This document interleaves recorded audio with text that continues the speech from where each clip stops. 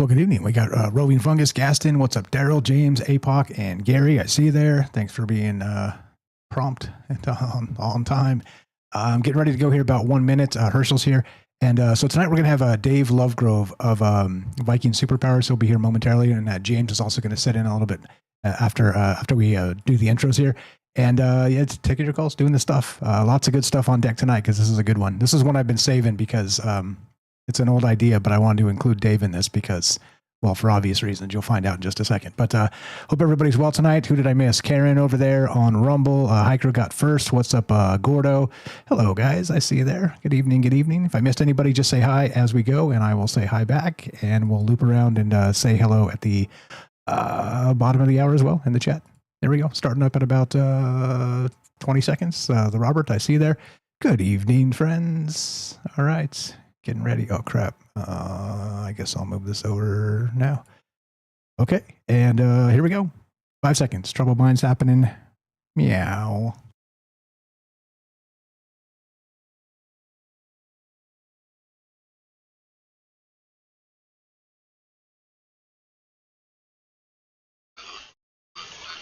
But I think the development of full artificial intelligence will spell the end of the human race.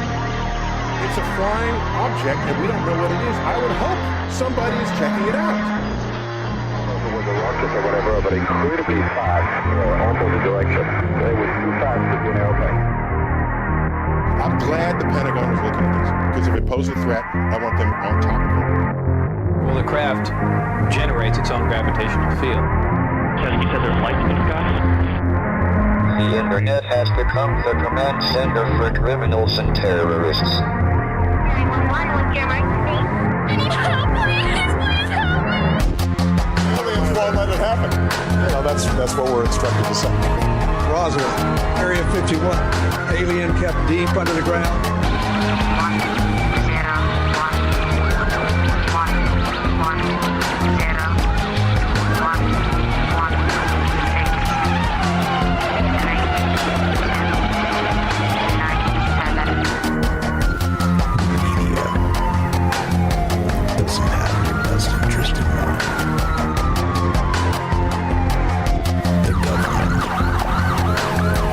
Self-serving. You're here for a reason. You're listening to Troubled Minds Radio.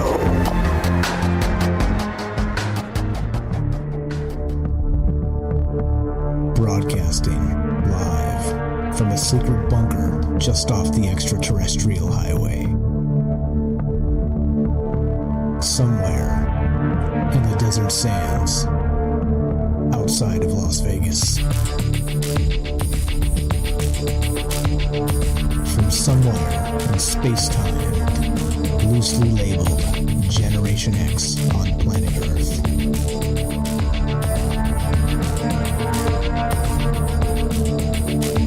And asking questions of you in earnest. Into the digital darkness.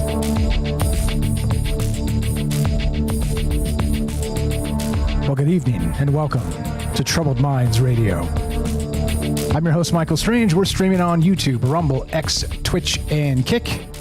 We are broadcasting live on the Troubled Minds Radio Network. That's KUAP Digital Broadcasting. And, of course, 88.4 FM, Auckland, New Zealand. Tonight, we got another doozy for you. Going back to the well, as I like to say, but this time it's literally back to the well. There's an old story, an old saga, an old Norse saga that has some parallels to actual history.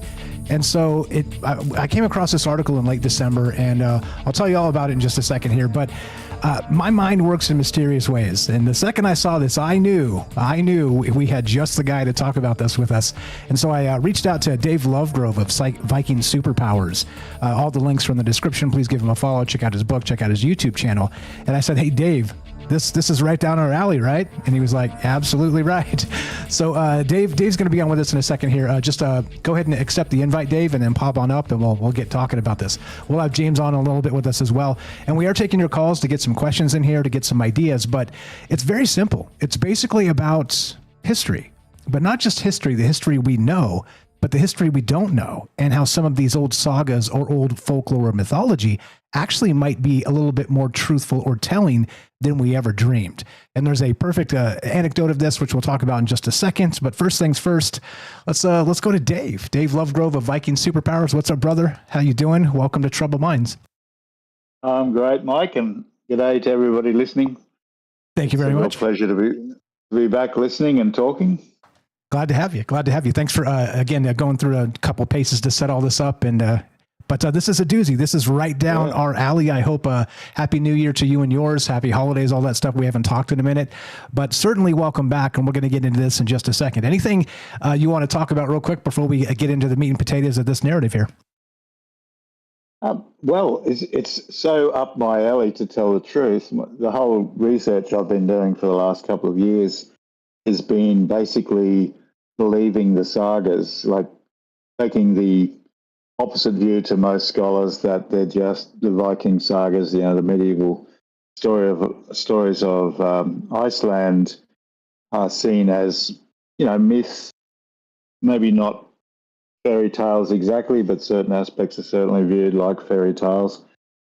And I'm just taking that attitude that Eric von Daniken, the great late Eric von Daniken, took, and a couple of my friends who I look up to, Paul Wallace and Mauro Biglino, who are biblical scholars. They basically just go in and go, let's just imagine these stories are real and take the authors at their word. Let's not just say, oh, well, they were just primitive people who didn't really know much about science, and maybe they just made things up. I'm taking the attitude, no, these guys were honourable people, believed they were actual historians, did their research, travelled around, dug, asked everybody, copied it down, and saved it. Saved these stories. And as in that wonderful doc you sent to me with the different stories here, there's some examples, particularly that one about Troy, which is absolutely this.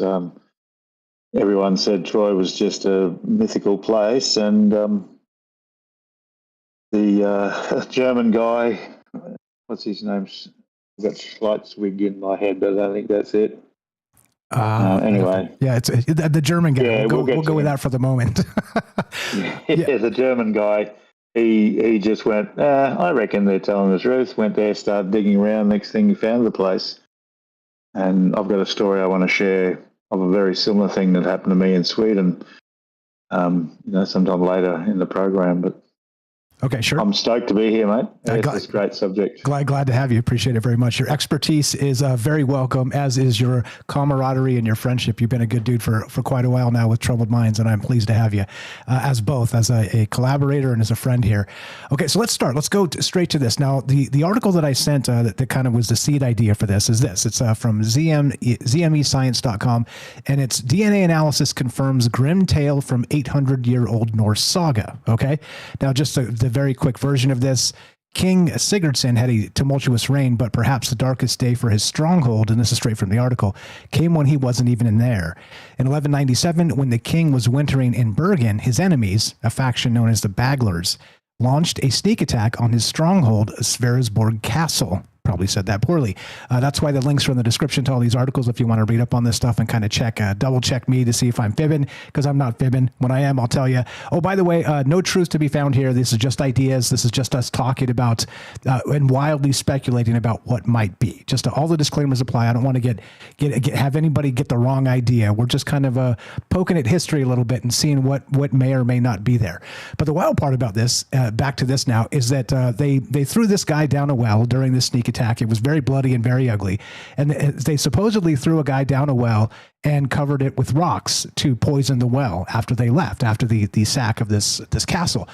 And wouldn't you know it, back in 1938, I believe it was, I'll check that in a second here, but they found something very similar. And just recently, they did a DNA test and actual carbon dating that maps this actual person they found in the well covered in rocks to the very year or thereabouts of this Old Norse saga. And the saga itself is called, what's it called? Oh, this is in Swedish. I'm not reading this, or not Swedish. This is in Sverris saga. That's Sverris saga. Yes. Yeah, go ahead. Go ahead. So all those links are down in the description. So do check it out, read up on this. But what do you know about this, Dave? And then we'll take a quick break, get James in here. He's the paranormal expert at Troubled Minds, and then we'll take some calls afterward. But what do you know about this? With this, I'm assuming this was not the first time you've heard of this saga itself. Correct me if I'm wrong. Well, as far as I know, I've got this saga in my collection. I've inherited a huge library of incredible books in Old Norse from an Australian Norse scholar, and I know this name. It's one of the books waiting there for both me to get to a level of Icelandic where I can read it fairly easily, and I am approaching that level. And often you'll get one book that has a collection of smaller sagas, and sometimes they call them fatar, which sort of means a short story. But what's really interesting to me about this is that in the small, rarefied world of Old Norse scholarship, particularly in Iceland, but, the Americans, the Australians, lots of Germans and Swedes have been really interested in this for a long, long time. And the battle has gone back and forth many times about, can we trust the sagas? Are they historical? Are they fantasy? Are they just fiction, or is there reliable history in here? And you probably work out I'm probably more of it's actually history, and we should believe the old timers when they tell us stuff and not just write them off, because they could remember stuff much better than we could. They didn't have distractions and TVs and Netflix or anything. They sung and they kept the stories. These were really precious to them, and it was a matter of honor to tell it. So a story like this really does go a long way to saying, yes, this is actual history. Like, people remembered this story for a long time. So yeah, it's a classic. I'm looking forward to going up there and checking it out when I go back to Scandinavia, hopefully this year. Yeah, I also am looking forward to that, because I want you to report back and get to me immediately, and let's talk about this, because this is one of those things where mythology and that fiction becomes fact. And typically this is not something you see happening, except there are many cases, as we've talked about, as you and I shared some notes before we started, and there's a whole list of things that used to be phony. Like you said, I was going to say Atlantis, not Atlantis yet, but Troy was one of those ones. It's a perfect example, and we will talk about that. But okay, we're going to take just a quick 1 minute break, get a word from our sponsor. In this case, that is the Stoic Minute, and we'll be right back. More with Dave Lovegrove. We got James coming on, and we're going to be taking your calls as well tonight at 702-957-1037. Click the Discord link at troubledminds.org. We'll put you on the show. It's as easy as that. Be right back. Don't go anywhere. Exactly 1 minute, and we will continue with Dave Lovegrove. Feeling stressed? Overwhelmed? In today's fast-paced world, it's easy to get swept away by our emotions. Take a breath and find your inner strength with the Stoic Minute. You have power over your mind, not outside events. Realize this, and you will find strength. The ancient Stoic philosophers understood that we can't control everything in life, but we can control how we react. The happiness of your life depends upon the quality of your thoughts. Focus on what you can influence. Cultivate a positive mindset and let go of what you can't change. Find your inner strength. Live each day with courage, wisdom, justice, and moderation. Embrace the Stoic virtues and find peace within. The Stoic Minute, brought to you by Jack in Oregon. Thank you again to Jack for sponsoring the show. And that right there is actually the core of what this show has always been about. It's sort of kind of focusing and recognizing that everything around you is chaos, but within yourself, you can find that center and find a way within the chaos to bring some coherence. And that's what we're doing tonight a little bit. Okay, so welcome back, Dave. Thanks for being patient here. Lots of ways we can take this. Now, the most fascinating part to me is when you look at all this, how it comes together historically, and then the sagas were written off as you're describing as, many of the old folklore or mythological aspects of cultures the world over. They're just like, they're just telling stories. But like you said very smartly before we took that quick break there, was this, that our ancestors, their job was basically to keep these tales. These were wisdom from the ages. And so they weren't distracted with all this other stuff because, TV time was campfire time where they did retell these tales again and again. And the thing that makes me love this idea incredibly is when this stuff does come together and we're finding actual DNA evidence that links, again, an old saga that was written off as fiction to actual fact. It makes me wonder about the larger context of this and what it looks like for the world over and what other things will we find. Mm-hmm. And the question I have for all of you guys tonight is, how weird does it get? What would be the thing that we found that would surprise you the most and would not surprise you the most? And that's where we'll start tonight. We'll get to James here in a second, but your take on that, and then we'll start the conversation again. Yeah, well, as you just said, Mike, the great thrill and surprise to me when I went to Scandinavia was this friend of mine who had been he'd been watching my YouTube channel and he'd been writing really cool things, saying, I live next to that. I'm a Swede. I was in the commandos over there. He's a real fantastic, accomplished guy. And when I got to his house, he said, I'm taking you on a surprise trip. I'm not going to tell you where it is. So you just wait. So we drove for a number of hours, went to a few little places on the way. We came to this great plain, all green grass, and these two massive flat-top mountains coming, like mesas, coming straight out of the plain, perfectly flat top. You could see forest on the top. He said, guess what these two are called? So I don't have any idea. And he said, that one's called Asgard and that one's called Valhalla. And that little one there is called Odin's Lookout. And I was just gobsmacked, actually. I said, you've got to be kidding. He says, yep. And he said, in the museum on the top, it says, these great mountains are owned by the Swedish royal family and have been for as long as anyone can remember. And they state that this is where Odin and the Aesir and Freya, Loki, all the well-known characters actually settled when they came up from ancient Troy. They came overland, either flying or traveling on the ground, but they came and they set up, they basically invaded Denmark, Sweden, Norway, Saxony, probably even ancient France and Russia, but they set up kingdoms and they bred their sons with the local leaders' girls.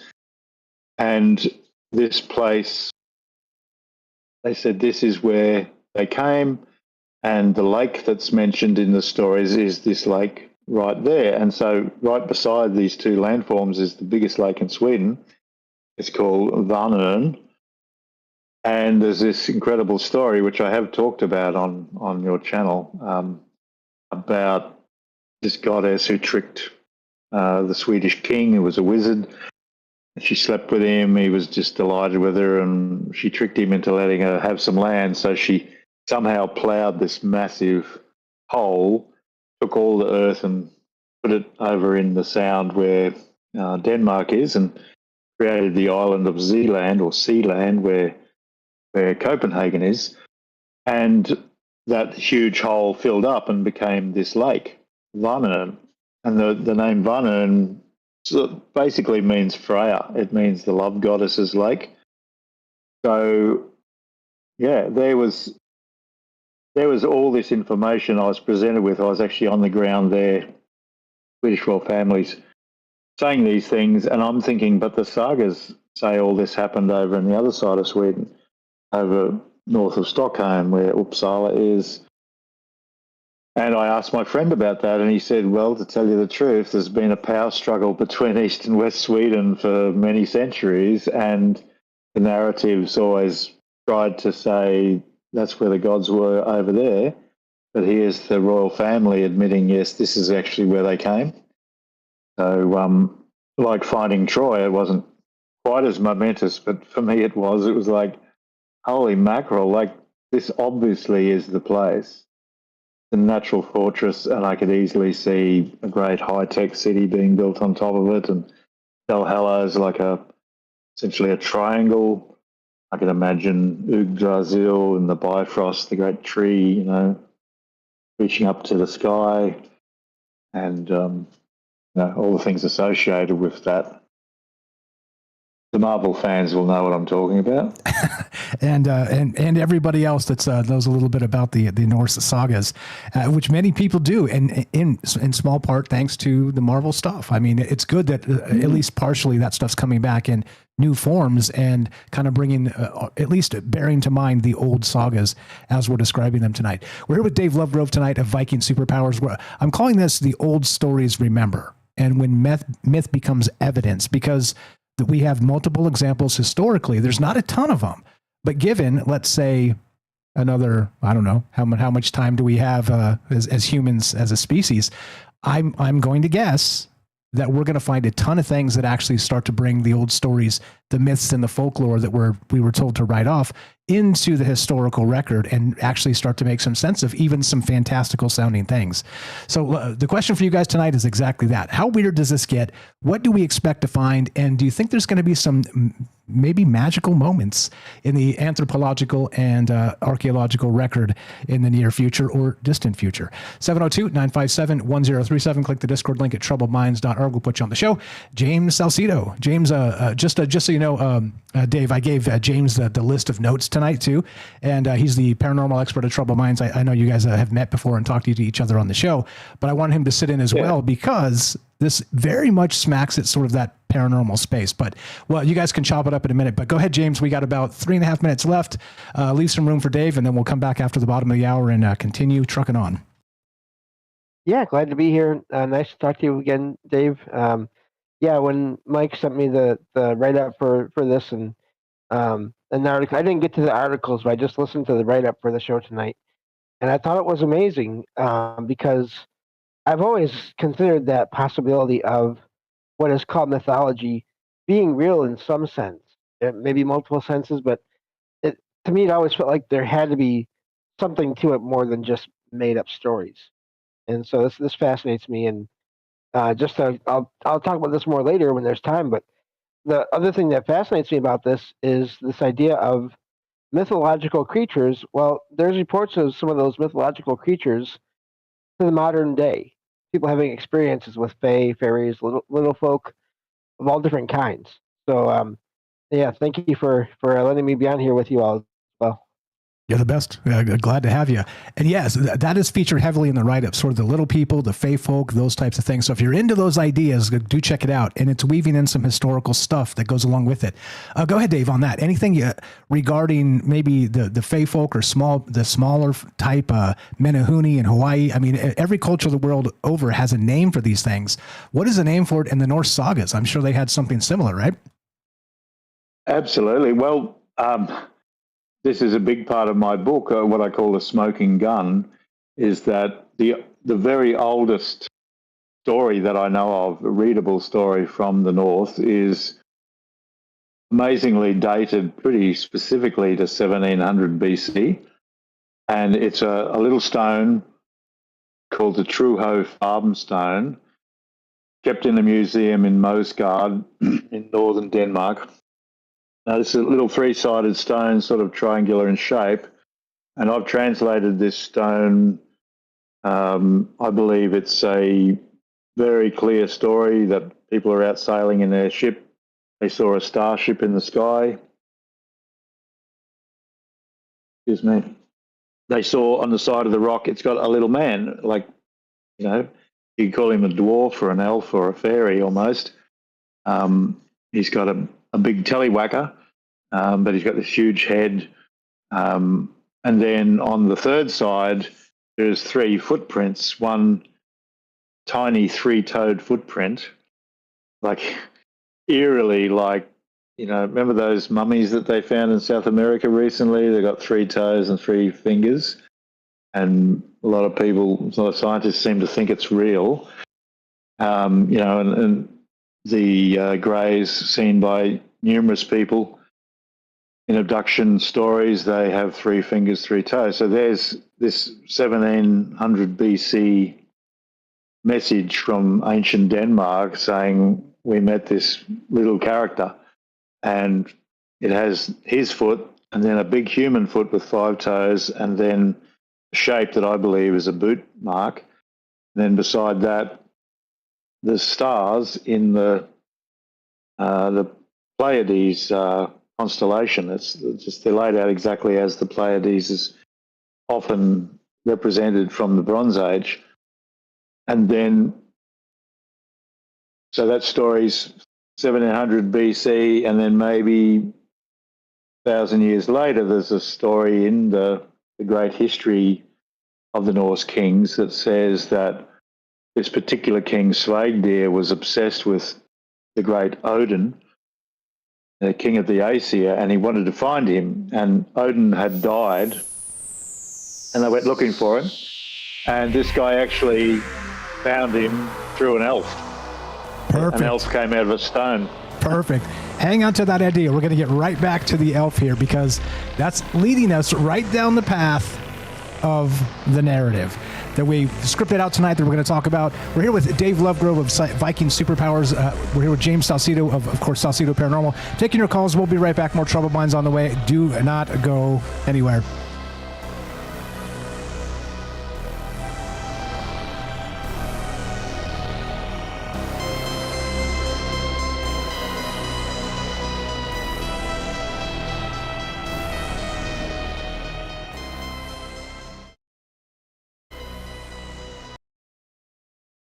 Oh, the buttons have got me. Which button do I need? Let's play this one. My goodness gracious.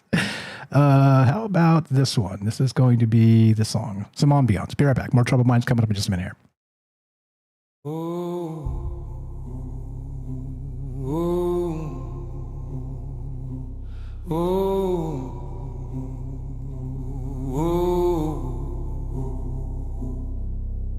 Ash on my fingers, dust in the spine of the book, runes in the margin, smudged where your thumb once shook. Old names like flint against my teeth, cold rain on a burial heath.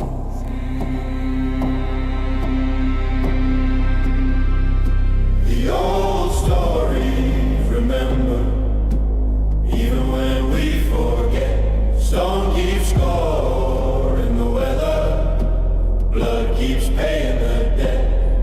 When myth becomes evidence, standing in the frostbit air, we say that was never real, and still it's waiting there.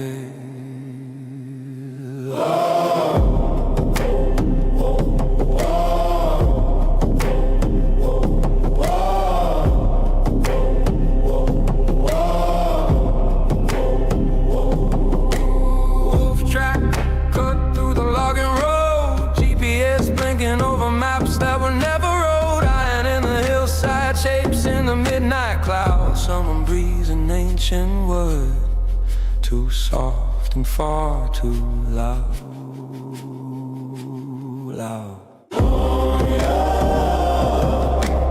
oh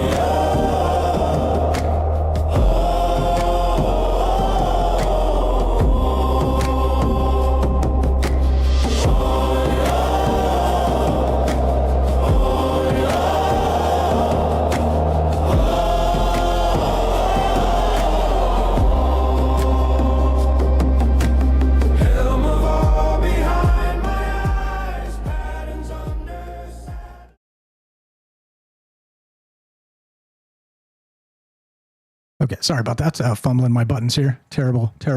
What's going on, guys? Hope you're well tonight. What's up? Matt's out, Roving Fungus, Herschel. We got Gaston, Daryl, Molly, the Robert, Gary, APOC. I see you guys.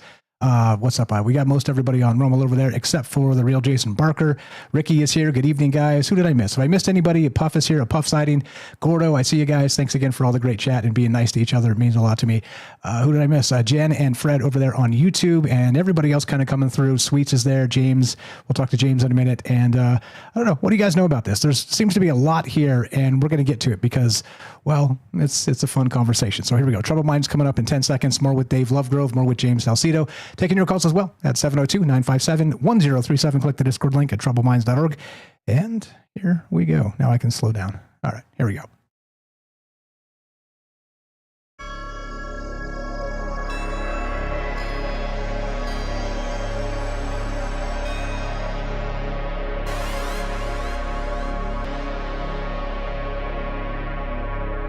Welcome back to Troubled Minds. I'm your host, Michael Strange. We're streaming on YouTube, Rumble, X, Twitch, and Kick.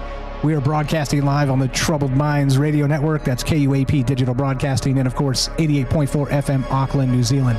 Tonight, we're here with Dave Lovegrove of Viking Superpowers, James Salcedo, of course, of Salcedo Paranormal, and we're taking your calls as we talk the Old Norse sagas and how, let's see, the Well Man of Sverresborg was dismissed as a legend for 800 years. Then, DNA confirmed every detail of the saga. Of course, Troy, as we said, was a myth until we found out. The Kraken was superstition until we filmed it. Aboriginal stories remember coastlines that sank 10,000 years ago. So what else are the old stories right about? And that's exactly what's on my mind tonight. Thanks for being patient with the formats and with each other. And let's get back to it. A lot of things to look at here. A lot of ways to consider the world around us. And so let's get weird. Back to Dave. Thanks for being patient, my man. Dave Lovegrove, welcome back to Troubled Minds. Let me tell everybody about your book real quick, too. Let's see. Did I pull this up? I did. Link is in the description down below. Right there on top, past the quick write-up. It's got the link to Dave's YouTube channel and, of course, his book, which I have the title in just a second here. One moment, please. You know it better than I do, but it's called this, Viking Superpowers, The Way of Asgard. And yeah, do check it out. I've read it. It's amazing. And we got Dave, the author, with us here tonight. Welcome back, my man. Hope you're well. And let's take it back to the elf. So there's an elf. We got some footprints. We're talking the little people and fae folk and how this kind of fits into maybe the narrative that paleo contact was real, not just with ancient astronaut theorists say yes and the late great Eric von Daniken, but also with Dave Lovegrove and the paleo contact of The Way of Asgard. Welcome back, my man. I'm glad to be here, Mike. It's such an incredibly interesting subject, this. And it's amazing, the things you've picked out here, about the Kraken, about Troy. I mean, these are things that have always exercised my mind. And that story I was telling about the elf, it's in my next book. It's going to be called it'll be Viking Superpowers, Way of Midgard, as against the first one, Way of Asgard. But it's sort of more focused on the human experience of these gods, these Aesir, these very, very advanced people, and what perhaps was going on. And so after I discovered this area where, in the west of Sweden, I started to look at the photographs my friend had sent me from the Royal Museum in Sweden. And just down the bottom of a main one that I'd been using a lot, I saw something and I thought, oh, that looks interesting. So I zoomed in and it was a little bit hard to see, but I saw the name Svagdir and I thought, wait a minute. This is in Swedish, so I can't read Swedish, but it's saying, this seems to be talking about the same Svagdir who saw the elf and got abducted. So I zoomed right in and then I looked at Google Earth and I realized that they were showing this unusual skinny little lake that's on top of Asgard. It's called Hunneberg in Sweden near Gothenburg, this big table mountain. But once I clicked that, I went, wait, this is actually showing me where Svagdir met the elf. Because in the story told by the Icelandic historian Snorri Sturluson, it says that he went to this farm called the Stein, which just means the big stone. And the elf was somehow inside the stone. And when Svagdir and his friends were really drunk, the stone opened and there was a light. coming out of the stone, and the elf said, "Come here, boys." And so they all started running, but Svagdir, part of his being king must have been he was the best runner because he got right ahead of his boys. He went straight in because the elf said, "If you want to meet Odin, come this way." So Svagdir ran in, zip, door closes, no more King Svagdir, no more elf, no more light. So this story's been preserved for millennia. And so I'm looking at the map and I realise they're saying this is where it is here beside this funny skinny lake. So I zoomed in on Google Earth and sure enough, there is this shape, this big stone shape. And I saw the name of it and I researched that and it said, this is the place where the king disappeared into the stone where the elf is. So I wrote to my friend in Sweden to introduce me to this place, and he said, "Well, we've got to go and see that next time." So he went there a couple of months ago, and he sent me photos, and he found there's a huge cave system that no one's really explored right underneath where that stone is. So, like the story of Troy, I'm thinking, whoa, like who knows what's actually going on in that place? Like maybe there is a great underground city, best case scenario, there's some flying saucers.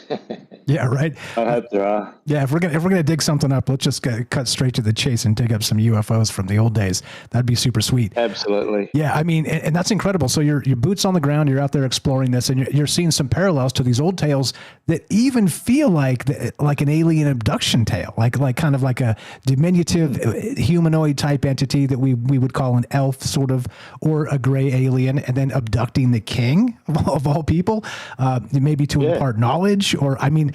There's so many things there, like, again, just so rich for narrative, whether you believe that stuff or not, like that is irrelevant to this. It's more, like I said, more ideas, more conversation is part of it, but it does fit into that paleo contact and that Eric von Daniken ancient astronaut theory. So clearly this has been happening at least, let's say narrative wise, the world over for a very long time. So it does make me wonder what the hell is actually going on.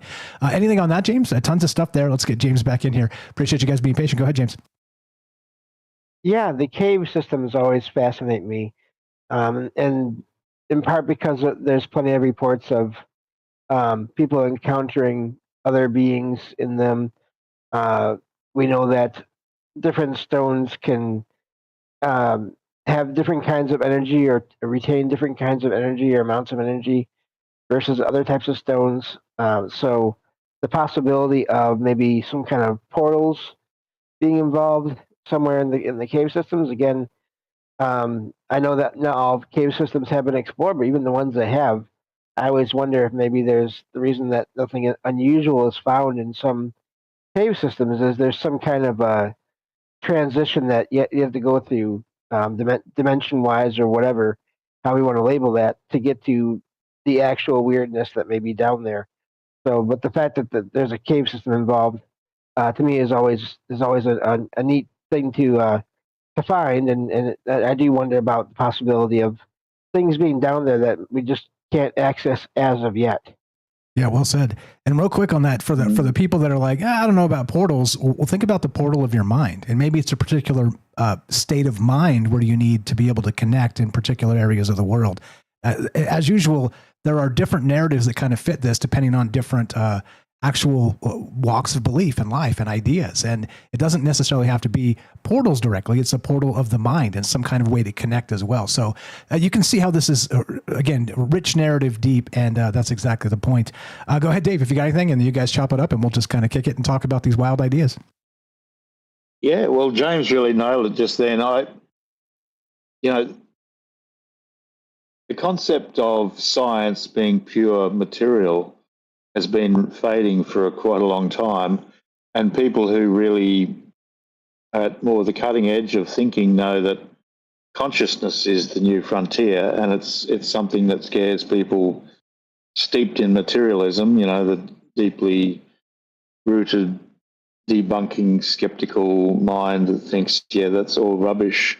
But, some of the pioneers of quantum physics 100 years ago said consciousness will be the science of the 21st century.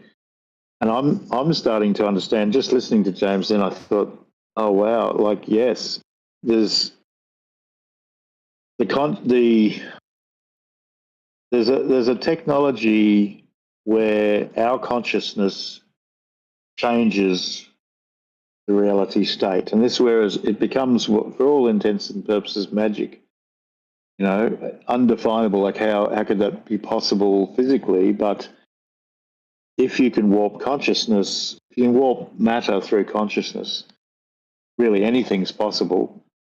And do you know? Have you heard of Dean Radin? Yeah. Oh, yeah. Absolutely. Scientist. Yeah. Yeah. Well, I love him and what he thinks about, because he's very rational and pragmatic. But he said recently that the closest thing they can come to understanding how things can cross interstellar space is through a way of connecting mentally, you know, through consciousness to the target star system or wherever you want to go, and making it happen through that. And it's easy to say that sort of stuff. Like it's, you know, it's just an easy, well, yeah, it's like a star drive, or you can use the mind like those big things in the tanks in June that, you know, can fold space. They stuck the what's it called? The stuff they mine on Arrakis. It's like a drug, and these big-headed sort of... The spice, right? Yeah, spice, that's right. So these things sort of trip, and as they're tripping, they warp time and space and jump the ships across vast gulfs of space. And I was reminded, listening to Dean, that one of the highest experience I ever had, and this wasn't a drug experience, but I won't go into it all, but I entered this state of living where I was sort of living on 20,000 volts for about 8 hours. It was just completely way, way, way above the normal state of life and energy. And in that state, I went out under the stars. I was on a mountain, and I can never forget this. I looked at the stars, but the stars weren't out there. They're actually all around me like little 3D particles, and I could sort of touch them. And it's hard to say what was happening, but I was like in a 3D wad of stars, and I knew that I had it within me to go to them, to just go, I want to go here, and then I'd be there. And I remember specifically in this super high state thinking, I mightn't be able to get back, I better not do it. You know, I really just practically went, well, I feel like I can do it, but I don't know if this wears off, maybe I'll forget how to come back. So that was just an experience, but I think what I experienced then is how they do it. I do think that level that took over my being and my consciousness, just for that brief period, I think that these higher advanced people and beings have achieved that level of consciousness and stay there, or at least some of them, and make things happen, like make a rock open and close, and as James said, you know, hide things in plain sight. You might be walking around just a cavern, but there's actually all this stuff right there, but it's just, you don't have the keys, you know, you don't have the entree to it because you're not ready for it. That's what came to mind as he was talking about that. Agreed. What you got on that, James? Go ahead. Yeah, different situation, but similar kind of feeling, where I've mentioned on the show before. Over the years, I've had a lot of what felt like visits to alternate or parallel universes while I was asleep, sort of in that dream state. And at first, I was interested in them, and then I had a couple where they weren't so completely positive.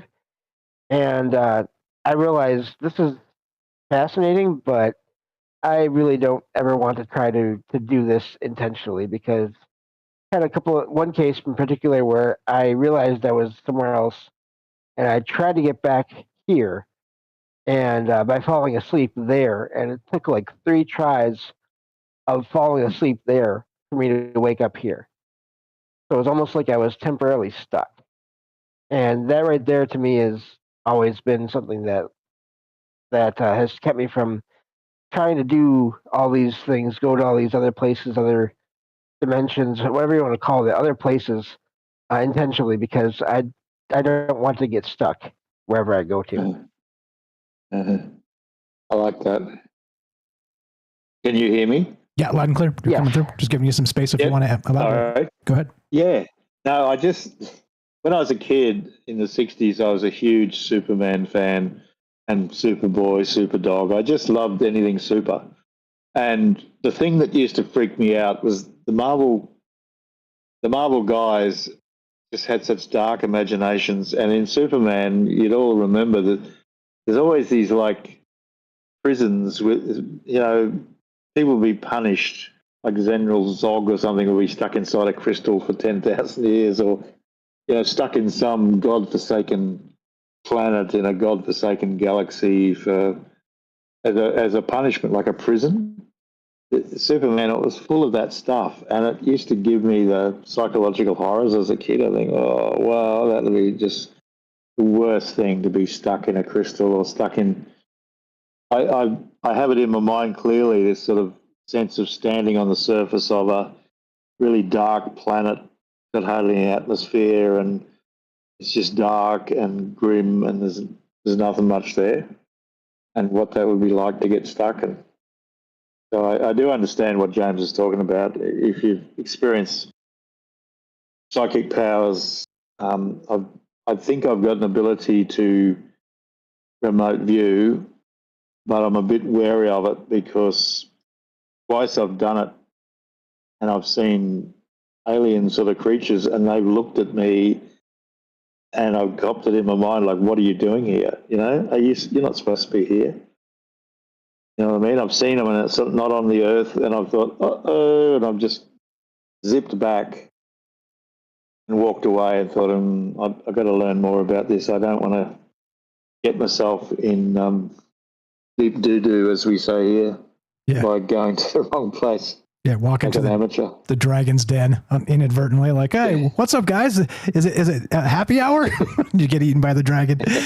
And that's the crazy part of this, is that, crazy in the best way. The wild part about it is that I've heard something like that before when it comes to remote viewing, that sometimes you can find yourself in these places where you're not allowed to be, and you get sort of ejected. It'll kick you back out. Like James said, he's trying to kind of close his eyes and go to sleep in this other place and then get back to where he's at. But in the remote viewing case you're talking about, that you're not allowed there. You've sort of kind of crossed past the threshold of where the human mind can penetrate, and they're like, no, go back home. You don't belong here. But that's the type of stuff that freaks me out a little bit about it as well. What if it starts to work and you end up in a place that's kind of precarious? Turns a nice adventure into maybe something a little bit less than. Wild stuff. What else you got on that? Otherwise, I got tons of stuff to get to here. The first remote view, actually, I knew it was the moon. I knew it was like a pyramid. It seemed to be on the light side of the moon, but there was this guy wearing this sort of a white helmet, and he was picking up these white boxes. He had a black suit on and seemed to have a face covering, like a clear covering, but this strange egg-like white helmet. And that's the one. He sort of froze, and his head turned really quick and looked at me like, what the hell? Who are you? And it seemed human, but it was like, I just felt he was, a guy on one of these secret bases they talk about. I mean, it might have been Mars. I don't know. I can't remember a British colour, but it definitely wasn't the Earth. But the way he looked at me was a very human way. It was like, what are you doing here, man? Like, how are you doing this? And I just felt like I sucked back, like, no, sorry. Just backed out the door. Yeah, no, sorry, brothers, hands up in the air. I don't mean you any harm. Don't vaporize my consciousness, please. Yes. Yeah. This is wild. So, okay, not only that does it get sort of the Stargate of the mind aspect of this when we're talking about contact and the paleo contact and some of the stuff that has come up tonight. But if we go back to the myths and the folklore and all the rest of these things, like how weird does that get? Because it kind of brings, again, the little people, the fae folk that we've talked about. But what came up as part of this, as I was doing as you know, the write-up and the research on this, I try and spend as much time as possible, but, you know, time is so limited and I work a full-time job and all the rest of that. But I couldn't help myself thinking about particularly this. So we've been trained to separate myth from history. Like it's, you know, kind of very divided very well when we're young, when we're learning, when we're doing these things. And I know for obvious reasons, okay? But it's an impulse. It's like now, so suddenly it's cooked into us that we're like, okay, well, clearly those are just phony stories because it's the academic way, but we have this impulse in us. And so the question really becomes is, some people would say that the conversations we have are dangerous because you're sort of merging, you know, truth and falsehoods in the same idea space. Well, yeah, because that's how you find out what the real truth is anyway, because we don't have everything figured out in the moment. But isn't it strange that you go back and everybody's so sure about what's true and what's not, even though as anybody who pays any attention to the historical record and artifacts and anthropology and archaeology, we're literally working with like 1/10 of history. You know, what the things they've found. So I don't know, wild there to consider that, you know, everything's so parceled in such a way to where we're not even allowed to have these conversations without being heretics of narratives and heretics on the internet. And well, welcome to Troubled Minds, my friend. Yeah, exactly. Well, you know, they're kingdoms of the intellect, you know, academia's tenured positions worth hundreds of thousands per year, all the perks. And that's what's always happened to it, that you have these gatekeepers who don't want things to change from what they've published on for 40 years. And I wish I'd written it down, but I heard a saying the other day that science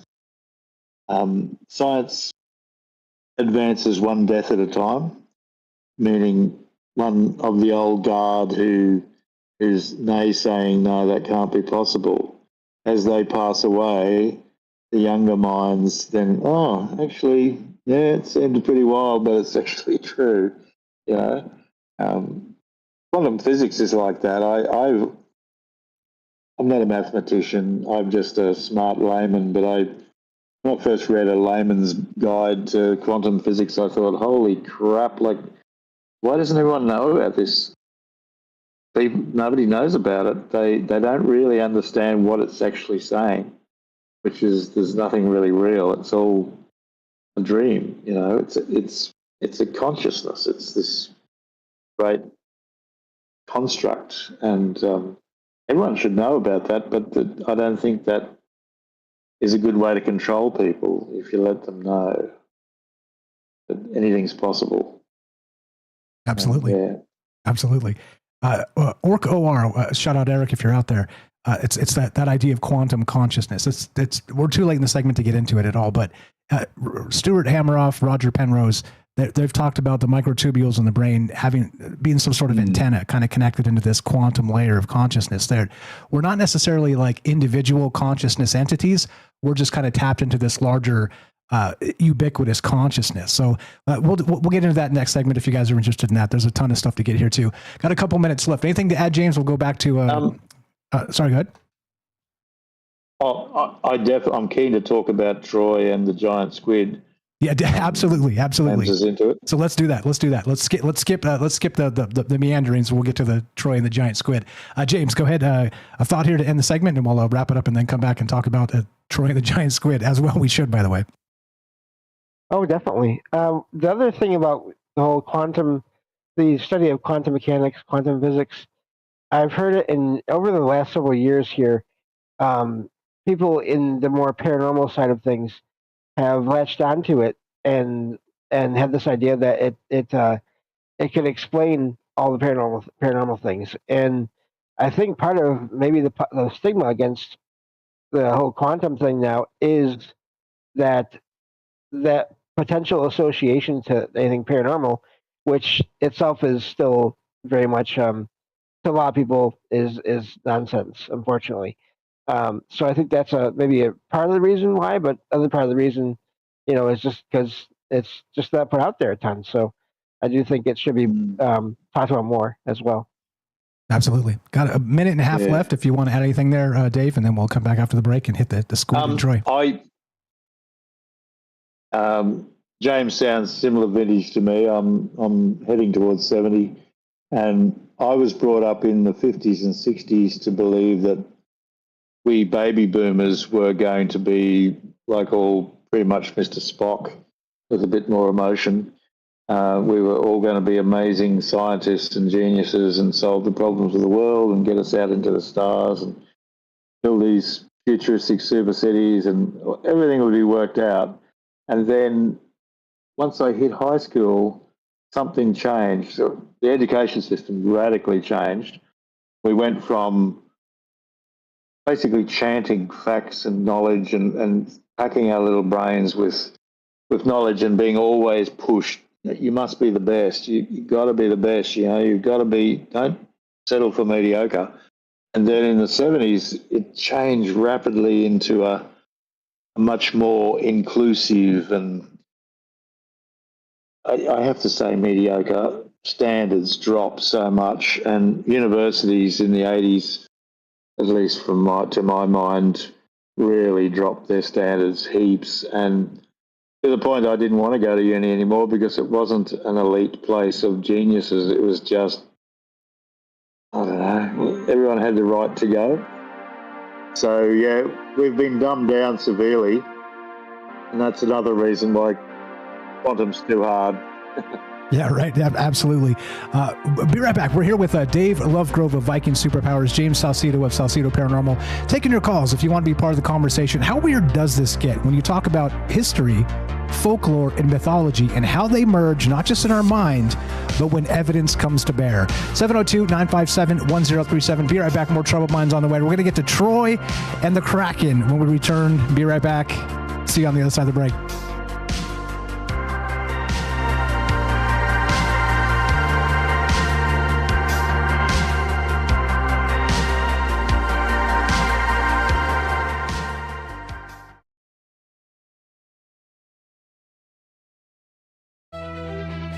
You're tuning into Troubled Minds, the show where mystery knows no bounds. Stay tuned for revelations that'll keep you questioning the fabric of reality. Let's check the news. A study published in PLOS ONE found that horses can smell human fear through sweat, which subsequently alters their behavior. Horses exposed to sweat samples from fearful humans exhibited increased fear themselves, displaying behaviors such as being easily startled, hesitating to approach researchers, and reduced interaction with unfamiliar objects. Researchers suggest that human emotions significantly impact interactions with horses, and this ability to sense fear through odor alone could be a result of domestication or a broader mammalian trait. Researchers have discovered a previously unknown nematode species, Diplolaemeloides woabi, in Utah's Great Salt Lake, marking the first conclusive record of nematodes in the lake, alongside brine shrimp and brine flies. The discovery raises questions about how these nematodes, specifically D. woabi, arrived in the isolated, hypersaline environment. Two main hypotheses are being considered. Either they have been present since the Cretaceous period when the area was part of a sea, or they were transported by birds from saltwater lakes in South America. Further research also indicates a disparity in the sex ratio of nematodes in their natural habitat versus lab environments. These nematodes could be bioindicators for the Great Salt Lake's health, reflecting environmental changes. A study of British Paleolithic hand axes reveals a significant increase in knapping skill around 500,000 years ago. This advancement, characterized by thinner, symmetrical designs achieved through techniques like turning the edge and the use of soft hammers, suggests a cognitive leap in archaic humans. Researchers propose this development may be linked to the expansion of motor control in the brain, potentially leading to the development of speech, noting similarities between the toolmakers and hominin remains from Cima de los Huesos, which show adaptations for speech. The study is published in the Journal of Archaeological Science Reports. Thanks for listening to the Troubled Minds Radio Network. I got too excited. Isn't that timely? Talking about speech and 500,000 years ago and the oral tradition and the old stories remember. Yeah, indeed. That's AI news. Thanks for, understanding. I can't do all the things. I try my best. What's up? If I missed anybody in the chat, just say hi. I'll say hi back. What's up? We got Matt Sal, Rogan Fungus, Herschel, Lamas Fina. How you doing? Uff is here. We got Robert, Gary, Apoc, Daryl, and Gaston. I see you guys. And Derek the Night Stalker, Jen in the chat there with Fred over on YouTube. I see you guys. Isn't it weird that we have 3,700 YouTube subscribers and there's, like the notifications don't go out? Tinfoil hat, right? Tinfoil hattery. What's up? Who did I miss over there on Rumble? What's up? Algorithm. How you doing, buddy? Mike in Colorado. Gordo, I see you. Karen, thanks for shout out Ashley out there for the repost, and Sweets and everybody else that's reposting the show. Appreciate that. And what's up? This is a weird one for me, but also I think this is one of the the main basic issues of what Troubled Minds is we're trying to discern what truth is, given a sort of a sea of obnoxious academics that are really gatekeeping. They're gatekeeping information to keep well, I don't know. I guess there's a lot of reasons they would do that, to keep their tenure and all kinds of stuff and not boot it out. But I thought that was the whole point of tenure, so they can kind of roam a little bit and not get smacked down and kicked to the curb. So we're just supposed to take some chances, like Avi Loeb. I think he's maybe taking a little too many chances, but at least he's not getting kicked to the curb. Anyway, more Troubled Minds coming up in a minute or so. We are taking your calls. How weird does this get? That becomes the question here when we talk about the old stories remembering, and when myth actually becomes evidence. Because as time goes on and anthropology and archaeology keep doing their thing, certainly we're going to find some other instances where this makes some sense, or starts to really become sort of a weird amalgamation of fact and fiction. And so where does that line cross? And I don't know. What's up? Ricky's here. I see you there. What's up? Real Jason Barker. Who did I miss? If I missed you guys, sorry about that. Trying to do my best to do all the things. But here we go. Troubled Minds coming up in about 15 seconds. We got more from Dave Lovegrove. We've got James and your calls as well. James of Salcedo Paranormal. And we're going to get to now. We're going to hit Troy, and we're going to hit the Kraken. Right? These are, again, mythological aspects of the past that came to bear as truth. Here we go. Troubled Minds happening right about. Shall we do it now?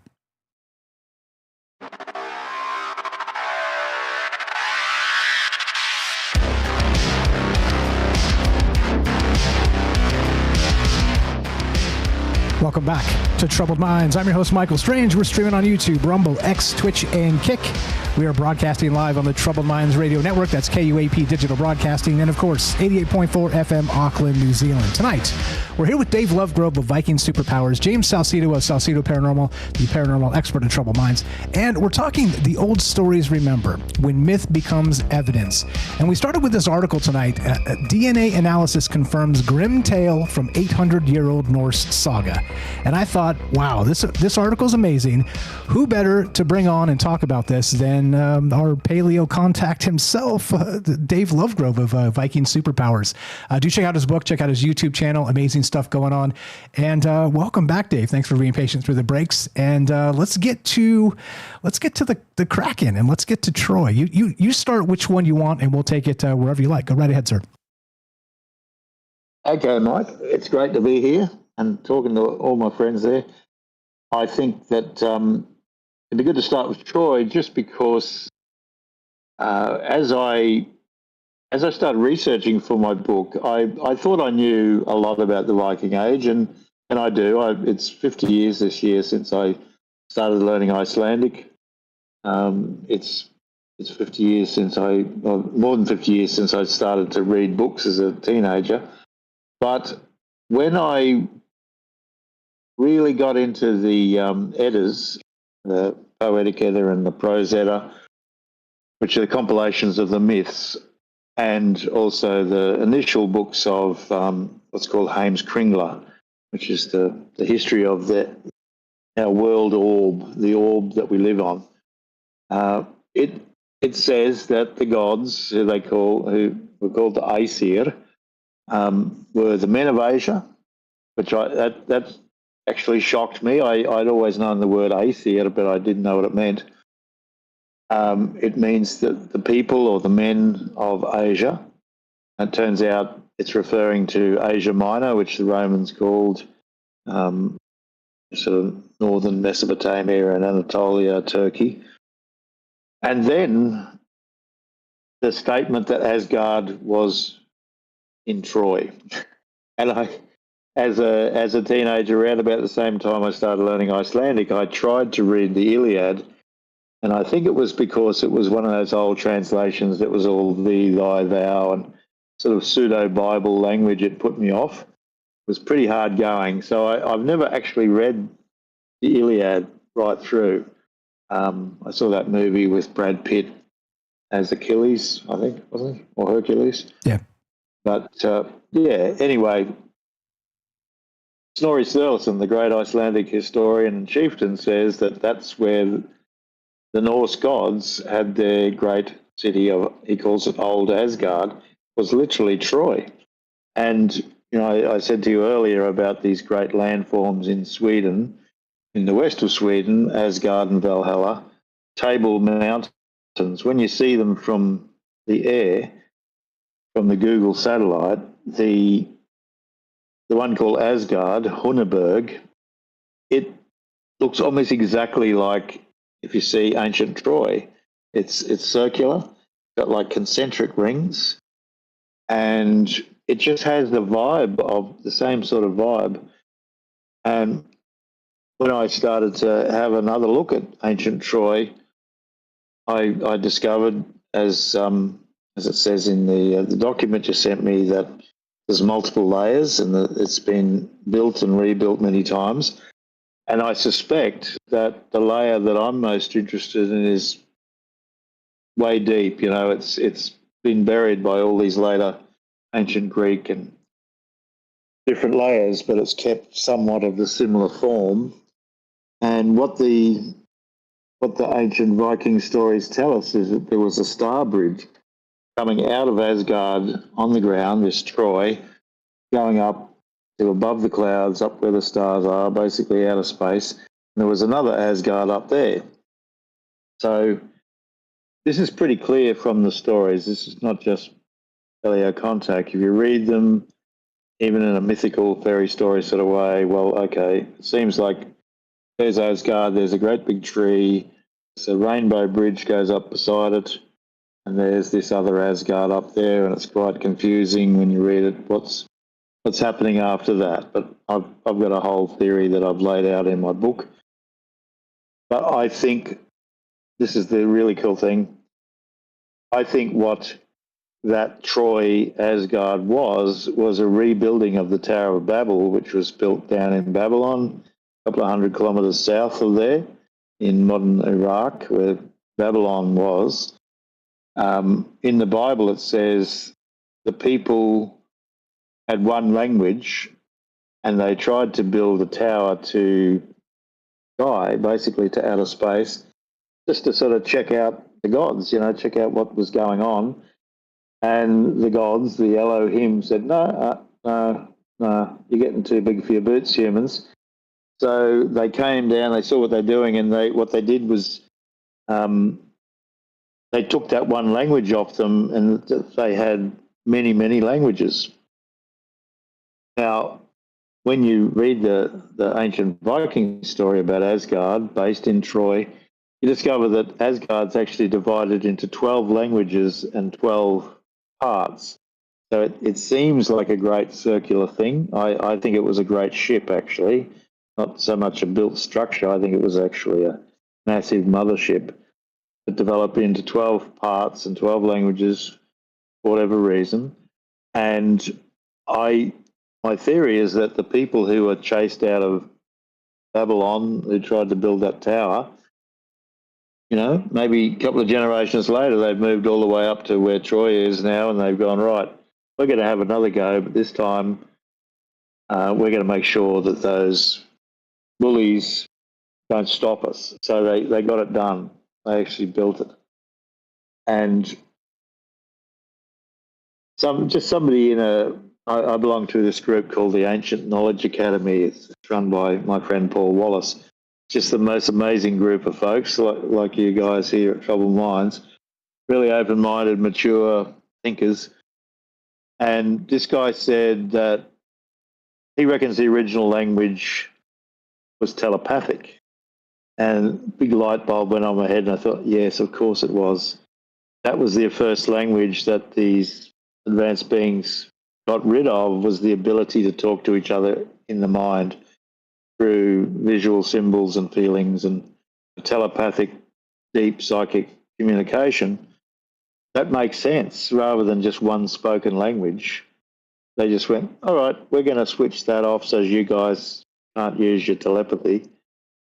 You're getting too smart, you're getting too advanced. We're just going to give you a whole lot of word-based languages, and you got to speak it out your mouth. So it becomes much harder to really communicate, to really nail what you want to say, and to work together, which is what their idea was. So that's my take on Troy. I do really think that Troy is a very, very important place, and it still hasn't been properly dug up. And I'm hoping that that technology that was used for the pyramids to see all that the massive structures under the pyramids that haven't yet been explored. I think I've just got a feeling there's stuff under Troy that will be remarkable. I'm looking forward to that. That'll be absolutely amazing. And when we started, we said that German guy. It's actually Heinrich Schliemann, to get it accurate. Yes, just in case you guys want to check that out. Yeah, exactly. You got to say it properly. I don't have the German in me, but again, so that the dig started in 1870, and at that moment they said it was a myth. It was from the Iliad, and it was literally just like Atlantis. It was one of those things that come on, you'll never find that. It's not a real story. And then sure enough, you start poking around to go to exactly where it tells you to go, right there on the coast of Turkey, and bam, they find Troy, like actual historical Troy, which is incredible. We'll get to the Kraken in a second. James, anything on that? And then we'll continue, keep on trucking here. Let's get James in for a second. And thanks for being cool and chill, guys. Go ahead.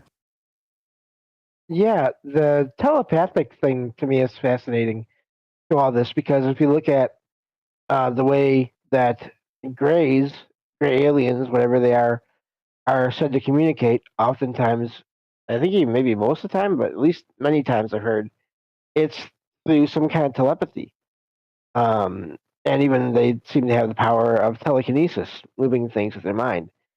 And then you have people throughout time up to today, there are rare cases where it's said that some people have those abilities still. So I do think it does seem like, obviously we do not all have these abilities open to us right away easily, but they're still there in the largest scale of humanity, just on a reduced scale. And of course, the awareness of that possibility even has been reduced as well. But then you have these aliens who are possibly from the past or from the future or both, we don't know, who seem to operate on that level as well. Yeah, well said. It's interesting that so your theory there, Dave, and I love this, is that the original, or your friend's theory, we'll take it as yours because we're all sharing ideas here, is that the original language was telepathic. Now, think about it this way: like, we're in 2026, and the next thing that's about to happen is, Neuralinks are a thing. People that are used to be paralyzed are no longer, and we're going to be able to actually go back to that telepathy through technology. So we're kind of like chasing God from the future. I mean, this is incredible to think about. Absolutely. Can you hear me okay still? Yep, you sound great. Oh, great. Yeah, that's also something I ruminate about a lot in my book, is that we are probably the first generation to be able to think these crazy things could be real. We're the first generations really to be able to conceive of AI and cloning and genetic engineering, and can we possibly come up with star drives, and can we have nanomachines that are smaller than a couple of atoms across, and this sort of thing. And so we're also edging towards this higher telepathic thing. I think it's unfortunate that they're so stubborn about this. Well, we'll develop it through, wet wiring, technology with the brain. I do suspect that those actually in power have known for a long time that telepathy and these things are real, and their interactions with these other races undoubtedly are developing this sort of stuff. It's a whole different subject, but there's lots of people who've said, when I was young, I was part of a program and they were training me to telepathically communicate with some of the species, and so we're definitely right there. We're right there where we can look back into the ancient stories and go, oh, wow, that was like what was happening back there. That was the time when humans were mucked around with, and hopefully this time they'll back off and let us advance. That's what I think. Let's hope so. And it's interesting too. So imagine we can find that proto language, which in this case, again, just conceptual thinking here. Maybe it was some sort of telepathy.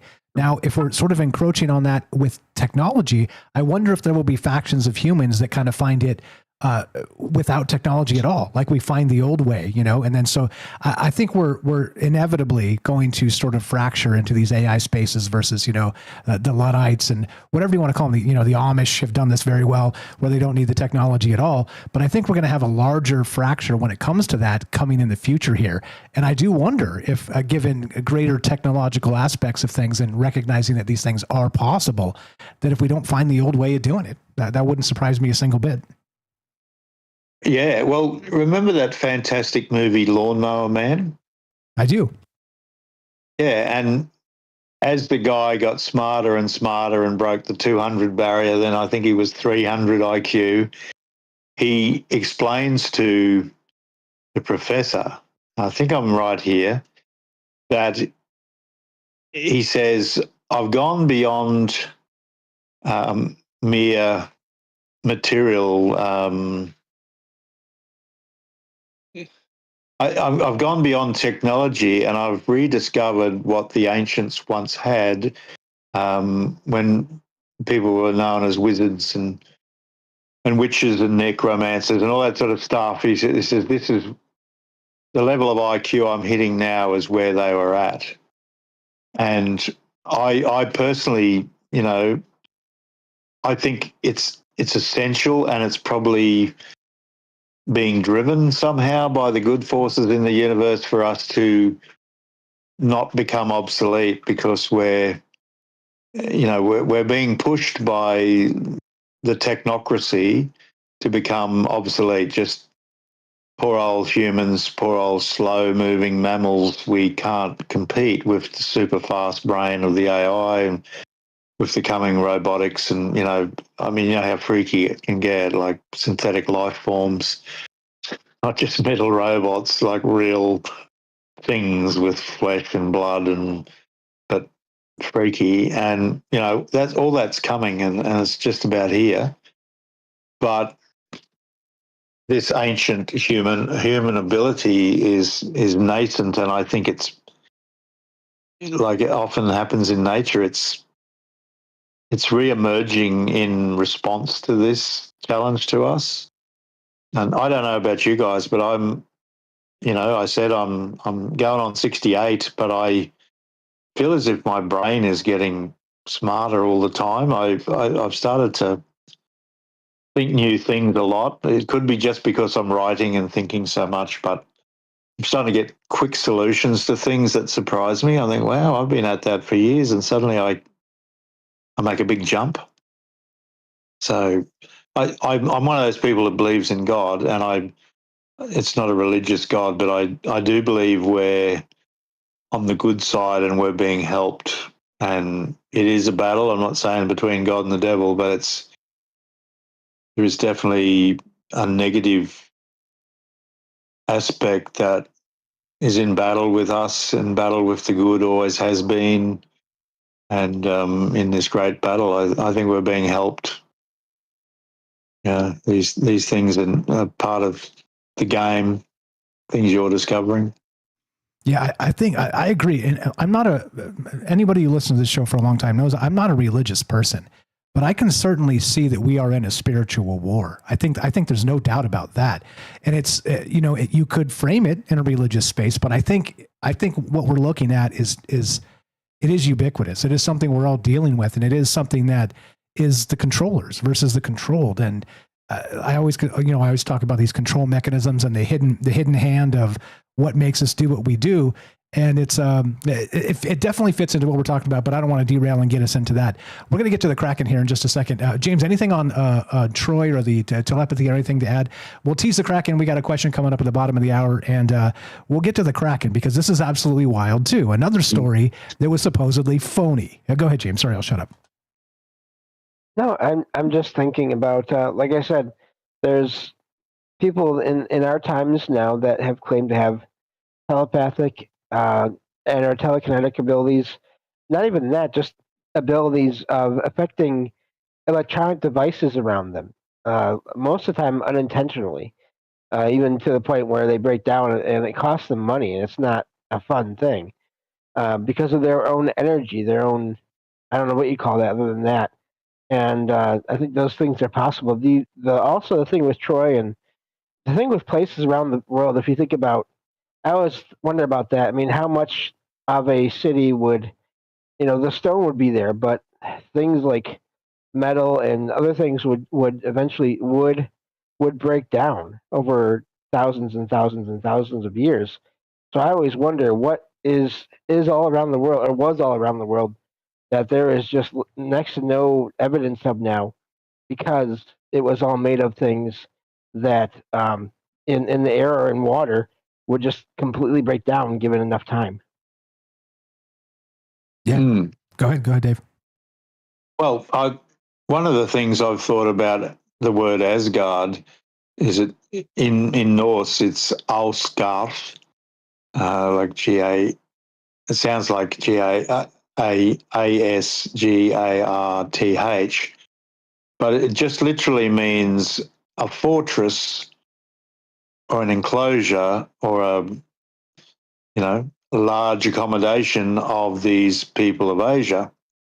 And it hit me that it doesn't have to be a building. It could be a mothership. It could be not only one, but there could be many. Like the word Asgard might literally mean like airbase or mothership or something like that. It might not be, because in the stories we only know of one of them. And well, there's actually two. There's old Asgard and what I call new Asgard up in Sweden. But the concept of this Asgard is more like, battleship. It's one of those generic words. You wouldn't say there was just one battleship or one great spacecraft. It's sort of a generic term, just meaning one of their flying fortresses, literally. And so that wouldn't leave. If they left, or if they went underwater, or they hid themselves on the moon, on the dark side, or something like that, that's good enough reason why we wouldn't find much. But I must admit, I was going through this little bag of rocks that I brought back from Sweden, and on that mountain, Asgard, I found the weirdest rocks, like all these really heavy, like almost heavy as lead, very, very silvery rocks. And a geologist would probably know what they were straight away. But I also found these really glassy rocks that were vitrified, shiny like glass. And the whole place was covered in weird rocks. They weren't just good old sedimentary rocks or anything like that. They're all these really strange, rare mineral type rocks. So that's all I got to say about that. That's incredible. Like the ancient places of the world have incredible finds, and when you find them, make sure to take a good look, because it's not every day this stuff comes up, right? I mean, maybe not. And I think when you look at the ancient places, sort of as we're describing here with Asgard in particular, if you go and find some of these other places, stumble upon them, maybe they don't have names. Like these sort of ancient sacred places may or may not have these names, but nonetheless, they were sacred places to maybe a civilization that we forgot about. His history just gobbled up and spit them out, and nobody will ever know their names. And there's a lot of those sort of unnamed proto civilizations that it's like, well, I don't know. We've got some artifacts, but that's it. But they nonetheless, they did have that human resident energy I'm always talking about, and these sacred places where maybe things like this are not as frivolous as it might seem when it comes to like the rocks. I wonder, like a geological study there, I'd be super interested in seeing what kind of turns up in that particular space. Yeah, absolutely. Right on. Anything on that, James? And let's tease the Kraken for the bottom of the hour. Well, I'll just say that the whole field of cryptozoology is always fascinating, especially when there are things that have been said to be just from mythology or just legend or just folklore, and then you have the examples like this, and it just always makes me wonder, how long before other things are found, and maybe even eventually when we learn how to see into or even go into other dimensions, whatever those are, other places, other levels of reality, is that the point where we will find so many of these creatures? Some say Bigfoot, Dogman. Is that where they will be at, and that's where we'll find them? Who knows how long it'll be until we get there? But I just wonder about that. Will that ever happen? Indeed. Which brings us to the Kraken. You want to tease that one, Dave, before we start? I got a little blurb to read, unless you want to do it. Oh no, you read the blurb, mate, and then I've got a few things I wanted to say about it. Okay, perfect. So the Kraken is a legendary sea monster originating from Scandinavian folklore, typically depicted as a colossal cephalopod-like creature resembling a giant squid or octopus, capable of emerging from the deep ocean to attack and sink ships with its powerful tentacles. We all know what the Kraken is. I just had to frame that properly because Scandinavian folklore, okay? And not only that, this was another one of those things that was written off as nonsense. It was a myth. No way there would be an octopus big enough to come up and grab a ship and drag it down to the depths of the ocean. That's ridiculous. And then truth, as they say, can be stranger than fiction, and that's exactly the point of this. It's a weird place to be, but we're talking not just this Norse tale from the 800-year-old the truth aspect of finding DNA evidence to kind of corroborate these ideas, but how weird does it get? That becomes the bizarre part of this, and that's why we're talking about this tonight. We're here with Dave Lovegrove of Viking Superpowers, James Salcedo of Salcedo Paranormal, taking your calls as well. We got Derek the Night Stalker coming up with a question at the bottom of the hour. What do you know about this? How weird does this get? And what do you expect us to learn in the next 100, 500, or 1,000 years as part of this idea? Be right back. More Troubled Minds on the way. Do not go anywhere.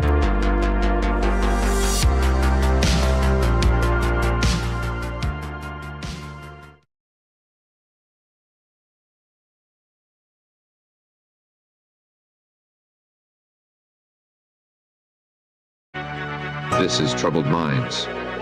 Your host, Michael Strange, the master of the mysterious, is here to guide you through the shadows of the unexplained.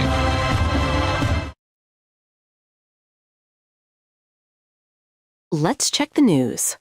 A recent study analyzing the orbital motions of wide binary stars has revealed gravitational anomalies at extremely low accelerations that challenge the Newton-Einstein theory of gravity.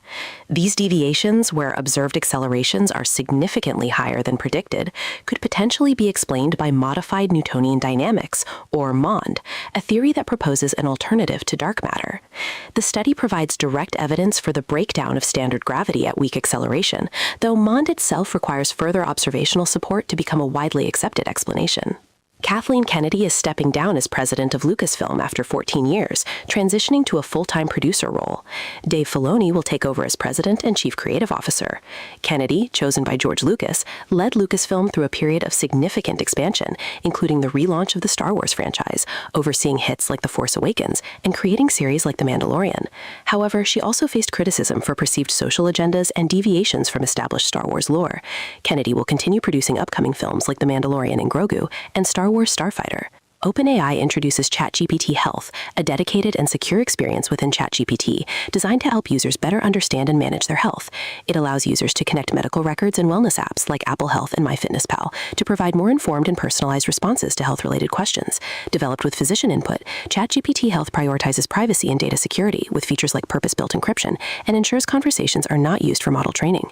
It is designed to support, not replace, medical care, and users can sign up for a waitlist to access it. Thanks for listening to the Troubled Minds Radio Network. Yes, I'm lining up to give my medical information to ChatGPT. Oh, geez. Technocrats unite. Give us all the things. They're like, nope, give us all the things first. And we're like, ooh, stalemate. How's this going to go down? Hope everybody's well tonight. Just hanging out doing Troubled Mind style stuff. One more segment coming up. We're talking the old stories. Remember. when myth becomes evidence. And thanks again for hanging out. We got Derek the Night Stalker coming up to hang out for a little bit. And we got, who did I miss? If I've missed anybody in the chat, just make sure you say hi. I'll try to circle back through here and get everybody, but there's a lot of stuff going through this. And so appreciate you guys very much. Yeah, exactly. Secure. Yeah, it's going to be exactly. Strap on the tinfoil a little tighter, everybody, because the 2026 is going to be wild. I promise you that. Steve in England, what's up, Jen? I see you guys. Hope you're well tonight. Derek the Night Stalker, going to talk to him momentarily. Yeah, look, I don't know. Answers few, questions many. That's exactly the part of why we do this together. And this is an interesting one too when we do this, because this particular thing we're talking about right now tonight with Dave and with James and all the rest of you guys is very specific to, we could probably do 5 parts of this exact same thing. Like I've got a list of 20 things, and if you dig deeper, there's probably more than that, but there's a list of 20 things that used to be considered mythology and folklore, and science was like, oh, well, we found it. so that literally becomes the question here tonight when you look at how weird this gets, because I think it's going to get weird. I think Terrence McKenna might have a thing to say about that, but that's for another time. Here we go. Trouble Minds coming up in about 10 seconds. More from Dave, more from James. We got Derek the Night Stalker, and your calls as well if you want to chime in here with a question. And here we go. Trouble Minds happening right about now.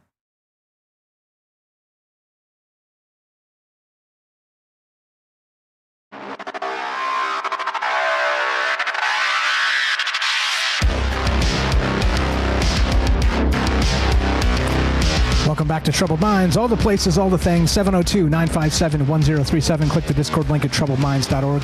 Tonight we're here with Dave Lovegrove of Viking Superpowers, James Salcedo of Salcedo Paranormal, taking your calls as we talk about the old stories to remember when myth becomes evidence. And we're citing this story to begin with, which of course is just the seed idea, but DNA analysis confirms grim tale from an 800-year-old Norse saga.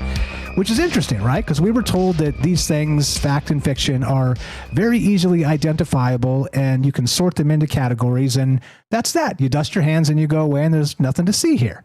Except, I think some religious faiths would argue otherwise. I think some independent thinkers would argue otherwise. And here we are considering how weird this does get. Love to hear your thoughts on this, because I think it does get weird. And I think given enough time, we're going to be discovering some shocking things about the past of humanity. As Graham Hancock says, things get older and older, and we are a species with amnesia. So, yeah, what does that look like? We'll find out, won't we? Cross your fingers we're around long enough to find out. 702-957-1037. Click the Discord link at troubleminds.org. Derek, you want to pop in here and give us a question and start us off, and then we'll get into the Kraken in just a second here. Welcome to the joint. How are you, sir? Go right ahead. Yo. What's going on, Brutus? Great show, guys. Great show. Thank you. Chilling, doing the thing. What's on your mind, my man? I'm more so just, you guys mentioned, like, what do you think will become, what do you think will become more reality, and it's kind of based on myth? And but first, David, you mentioned a couple of things that I just want to toss some ideas out there for you. When you mentioned that you saw, when you remote viewed and you saw these entities, and they were like, "Who are you? How are you here? How did you like? Wait, you can see us?" Like that's the. I've never taken DMT myself, but that's the reaction that people say the DMT machine elves have. That like the clockwork elves, like McKenna calls them and stuff, that they're just tinkering away, and then you kind of pop into their realm. And they like look at you like you kind of like you're a ghost that popped into their office, basically. Like, what the hell's going on? And they seem almost irritated. So I think that's a weird parallel that maybe you access the DMT realm when you were remote viewing. And then you mentioned the Rainbow Bridge, and it's one cool idea. Have you ever seen the movie Annihilation before with Natalie Portman? I have not. I'm not sure. Real quick, Dave, you muted yourself if you didn't know that. But go ahead. Sorry, Derek. They have something called the shimmer in that, and it's like a iridescent kind of like multicolored. It's like when you're driving on the highway, and it's like a hot highway, and it's you like kind of see the weird multicolor rainbow on the road, or the like an oil slick has that weird multicolor iridescence to it. That maybe the Rainbow Bridge is kind of an ancient depiction of kind of that shimmer people see as like when a rip in space time is there, or when a portal is there, or something like that. That's something that we can see in our plane, is this weird shimmer, iridescent, oil slick type like thing, and maybe that's what they meant when they mean Rainbow Bridge. Is that the shimmer? You know, what do you think? Yeah. Can you hear me now? Yep, loud and clear. Yeah. Sorry. Yep. Oh, good one. Yeah. Well, that's very valid. My friend Paul Wallace thinks I tend to think of the Rainbow Bridge in a very practical way. It's like a super fast space elevator that goes up beside the Great Star Bridge, called a tree, but it's actually that would be cool too. A link. But having said that, I still think, well, I might be wrong. Maybe it is like a Stargate type thing, a portal where you just step through and zip. Next thing you're up there. And the shimmering. Weird thing is, the old tale of the leprechauns, and if you can find the end of the rainbow, that's where you can dig and find the pot of gold. And I remember we get a lot of rainbows around here, probably most places do, but our type of weather, we get a lot of rainbows. And once I drove through a rainbow and my whole windscreen just was this vibrant rainbow blast, just boom. And I literally went through the end of the rainbow, and it surprised me because I just didn't think that was possible. Wow. So, I have seen that film, but I haven't watched it right through, that one, Annihilation. It's a pretty hardcore sort of special effects movie, that one. Yeah, very Lovecraftian. And then for this doesn't really count, I guess, but the myths of dragons and potentially maybe the discovery of dinosaurs. Like, people were telling stories about dragons and these flying reptiles and these flying beasts and stuff long before we knew that, or anybody found any dinosaur skulls. And I mean, I'm open to the theory that dinosaurs are fake and it's just a big construct and all that kind of stuff. But just for argument's sake, let's say they did find some giant monster dragon skulls or dinosaur skulls. Are those dragons? And then the theory, you guys basically already mentioned it, but the theory that I think could become commonplace, or the legend that could become reality, is the Hollow Earth, Inner Earth type stuff. And I love the way the new Godzilla movies have depicted that, and all the myths and legends of the Titans and these giant monsters from around the world are actually depicting these giant monsters that did once roam the planet, and then they go inside the Earth, and then once they discover it, it basically becomes just like a new continent, and they have scientists that go in there, and it becomes almost commonplace. And I find that idea kind of cool. But it's really cool. It's like, it's my obsession with Iceland. The journey to the center of the Earth, of course, starts in Iceland, and they go down this massive hole and find under great worlds under there with creatures, and I think there was dinosaurs. But yeah, I don't personally. I can't see why not. Like, we arrogantly think we've explored the whole world and we know all about it. And it's just a joke. Like, we know almost nothing about what's under the sea. And when I was in Iceland, it's not hard to imagine that place is just full of vast tunnels and worlds underneath. It's extraordinary geology. And, we're always finding stuff that can live in a volcanic vent, or live in acid, or live in the most extreme environments. So why couldn't there be worlds underneath the ground? They got the heat coming up from the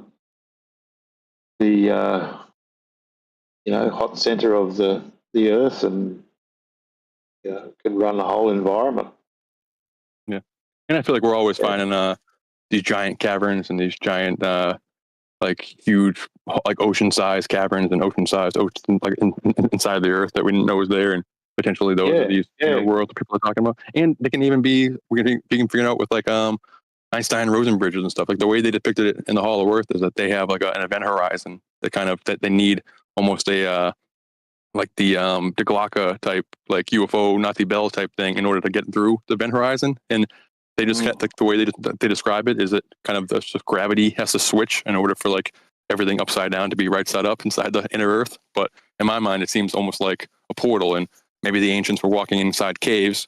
They crossed through a portal and come out on a cave a galaxy away and into a world that they didn't know. And they, as far as they know, they were just climbing into a cave, but they were actually going through an Einstein Rosen bridge to somewhere else, Inner Earth or Rainbow Bridge. Yeah, I'll let you guys go. But so much. Yeah, no, your thinking's great, mate. I always enjoy hearing your ideas. Thank you, brother. You too. Yeah, thank you. Later, guys. Thank you. You're the best, Derek. Appreciate it very much. Let me mention real quick. It brings us full circle. James started with the portals and the caves too. I mean, so interesting how these ideas kind of, no matter how you look at them, you can kind of squint with your mind's eye, as I like to say, and go, okay, you know what? I can see something like that being, let's say, in the realm of possibility. Yeah, you know me. I don't like to say plausible or real or anything within the realm of possibility. But go ahead and hit that one, Dave. We'll go to James, and then we'll hit the Kraken and wrap this up.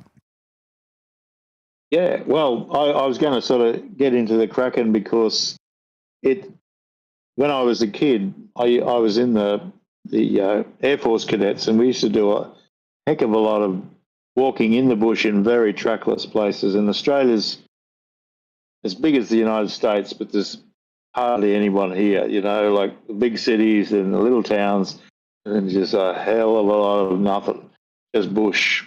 Koalas and kangaroos and snakes and whatever. And they used to just put us out into very trackless places that probably Europeans had never been and probably not that many Aboriginal people had been. And the thing that hits you when you're out there is like you could hide a regiment of big feet out here. There could be anything out here. And there's no way, like Europeans never like leaving the coast. People don't go into the bush unless it's a safe track. Very few people do the sort of military thing and just go straight into the thick scrub and follow a compass and, count your steps and try to, these days, even with the satellite stuff, people just don't like to go out where it's dangerous and all sorts of biting, stinging things and cliffs to fall over and whatever. So, you could hide 1 million creatures in Australia and no one would ever see them. And when it comes to the Kraken, do you mind if I go on to the Kraken? Yeah, no, real quick, James, anything to add to that? And then we'll hit the Kraken. Absolutely. Yep. Yeah, just real quick.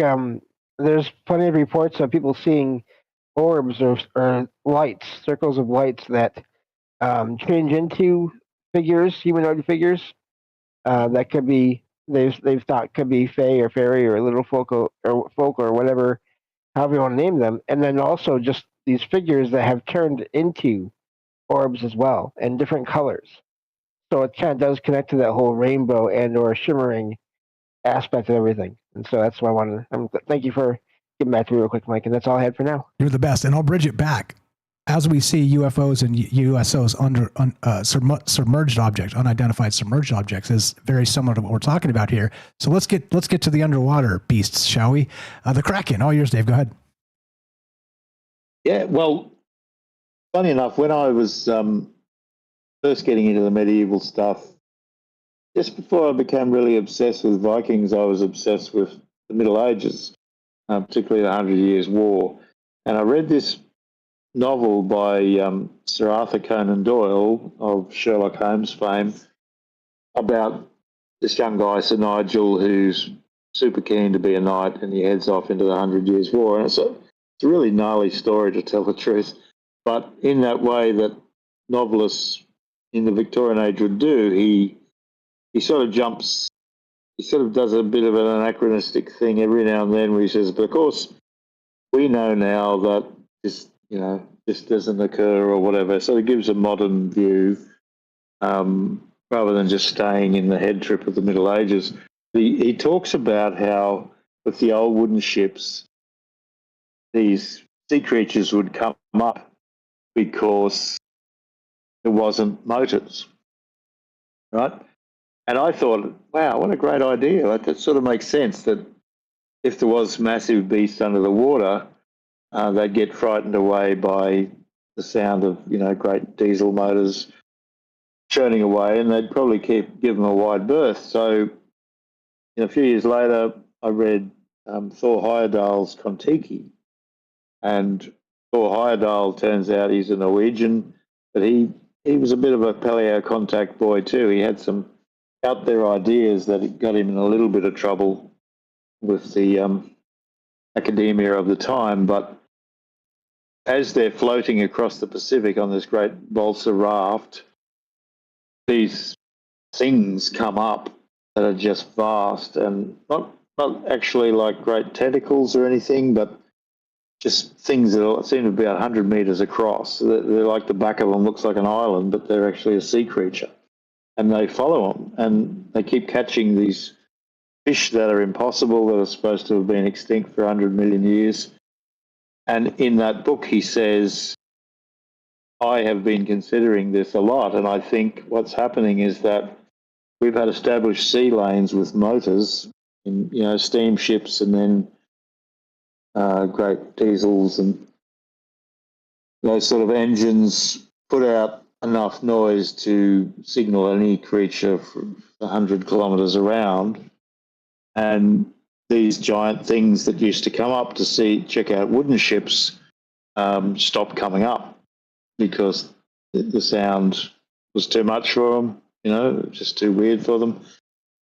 And I read a book called The Brendan Voyage, which was about a recreation of an Irish monk's 4th century leather boat that could possibly have sailed to Iceland from Ireland in about 400 and then gone over to America.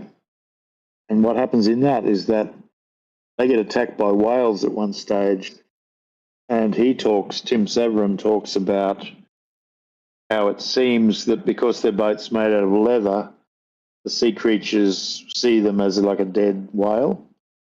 So the orcas come up and start whacking them and frightening the heck out of them because it's like they're attacking it. And all of that I'm putting together with the Kraken, and it's just sort of obvious to me that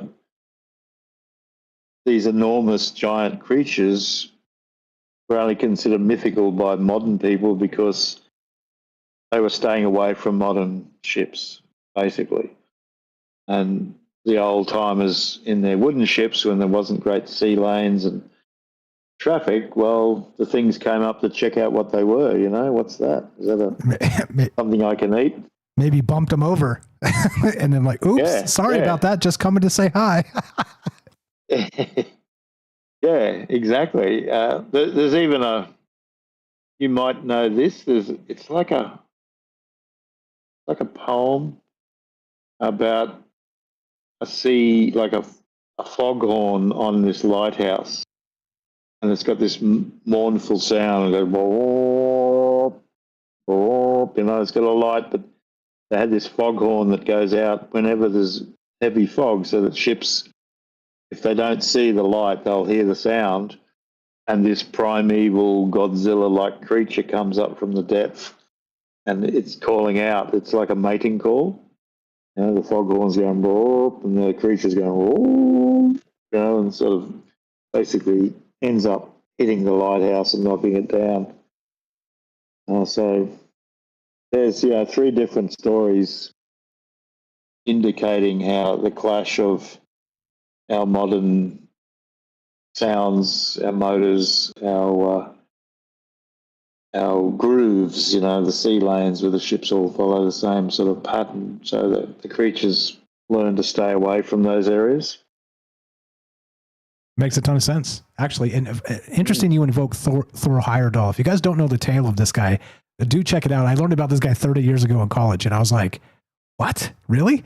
So basically, just real quick, so the Kon-Tiki expedition involving constructed balsa wood rafts modeled after pre-Columbian designs sailed at approximately 4,300 nautical miles from Peru to the islands in French Polynesia over 101 days, proving that the contact between continents was possible with ancient technology. That's really what it was all about. And so I think if I remember correctly, they mostly made it and had to be saved in the last second. But basically, if they had ancient technology that was properly done, you could do this thing. You could make these things possible, which is a whole different conversation for a whole nother time. I just find it interesting you brought him up because Thor Heyerdahl and that Kon-Tiki expedition is incredible. And you're right. They gave him a bunch of guff and then he proved it. And so you're like, come on, guys. Like, this is the world we live in now. And I also want to mention too, real fast, that I've talked to actual people, shout out friends on the show, you know who you are, that were in the Navy and have had experiences where they saw these lights under the ocean on modern military vessels. So like it almost seems as if these things haven't really abated. Maybe they've learned kind of to keep their distance, as you're describing. That makes a ton of sense. Yeah. Yes, it's extremely exciting, actually, that whole subject of USOs. And in the Viking Superpowers book, I talk about how I sort of, as I was writing the book, I discovered so much that I'd never heard of. It was so much fun writing it because I was learning at the same time. And there's this one god, Freya, not the beautiful love goddess, but Frey.